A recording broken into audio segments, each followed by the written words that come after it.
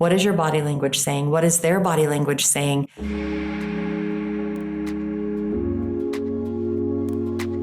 Today, I am all about body language. The old adage is that a picture is worth 1,000 words. You come up to a picture, you slowly start talking about what the image is, the colors, the strokes, the different things that are inside of it. And then you move on to maybe, well, it reminds me of this. Maybe it reminds you of your childhood or a pet you once had. Maybe it reminds you of a book that you once read. Maybe there are emotions that come on and you are able to chit chat back and forth with whoever you're with about this image. Or maybe your brain, if you're there alone, just mulls over the many different things. A picture's worth 1,000 words. The written word can be interpreted in a countless ways. What someone types as sarcastic can come off completely differently, offensive, upsetting, frustrating to the person that's reading it. Or they might miss the sarcasm and just see it as funny. All of the microfacial movements and the inflection that you hear when you're talking to somebody is missed when you have just the written word black and white on your phone or an email or whatever it is, however you're reading that word. A book that I read may come off completely different to me than it does to you, because you may hear something different in that as you read it and as you explore the different interpretation of those words that were written by the author. However they meant them to be, you hear it a different way. Verbally, we do a pretty good job of expressing how we feel, what we're thinking. And like I said before, the facial movements and whatnot, the inflections up and down, all of the tones that we use when we're talking help to get across our thoughts and our ideas. And when we're talking with someone and we're upset or not upset, even subconsciously, sometimes those little inflections can tip somebody off to whether we're actually upset in the moment or we're perfectly fine and we're doing really well. You may say something and think that you're saying it one way, and a loved one will say, well, yeah, but I could hear the emotion behind it. And what I heard you saying was this, even though your words were something else. Verbally is so much different because there's so much you can pick up on. I took a semester of ASL at one of the community colleges because I wanted to learn and know. I had very personal reasons for it. And I was amazed at the way that talking with your hands, speaking with someone, using the facial and bodily inflections with just your hands could express emotions and feelings that I could not have put words to. And yet, being able to express with my body was so much better, because it really let me show you with my face and my whole body and my hands what I was feeling and what I was going through. It was amazing to me. And that brings me to body language in general.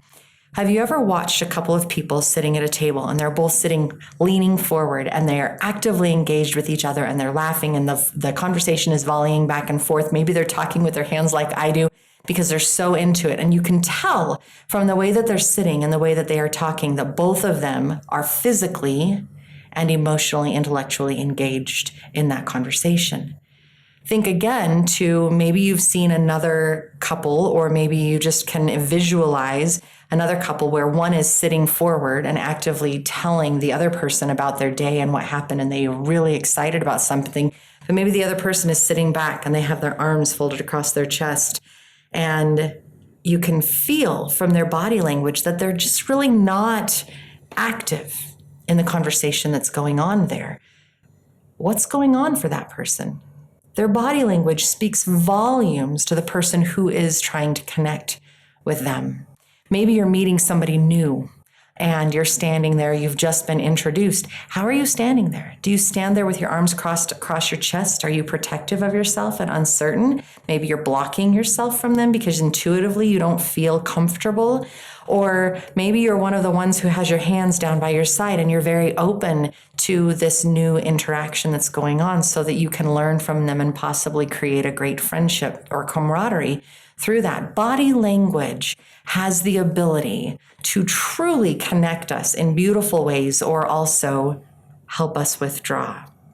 When I'm in these situations, I often check in on my body language and I ask myself, okay, if I've just met someone and my arms are across my chest, I will consciously unfold my arms and put my arms down by my side so that I can be more connected and accepting of what they have to offer instead of instantly blocking them from me because there's no reason. And then later I might ask myself, why did I block? Why was I holding back? Why was I protective in that moment? When I go get a massage, sometimes I'll be under that sheet and my ankles will be crossed and I'll have my fingers intertwined across my belly and I'll recognize that I'm not super comfortable with the situation. It might be the room, it might be the spa, it might be my massage therapist. When I notice that I'm blocking, then I'll open up a little bit and try to ask myself, why am I blocking? What am I afraid of? What's going on? Body language is huge. It's amazing. There are tons of books and articles out there that you could read and you could dive into this world of nonverbal communication. It's amazing. It's beautiful. It's fun to step back and really see how you're communicating with other people. And not only like, what are they saying to you, but what are you saying to them? It absolutely goes both ways. If you're talking to a loved one and you're in a bit of a heated argument or you're disagreeing, what is your body language saying? What is their body language saying? Are your voices getting higher and it's time to pause? Because the body language might let you know before it goes too far. If they're stepping as far back away from you as possible, they're withdrawing. If you know they're withdrawing, is that the time to advance, or is the time to advance, step back and say, you know what? I know that this is really hard, so let's take a pause. I encourage you to dive in a little bit. I encourage you to start being aware. I encourage you to open your mind to the amazing things that we're saying without actually saying them. I hope you have a great day. I hope you do a ton of self-care, and thanks for joining me.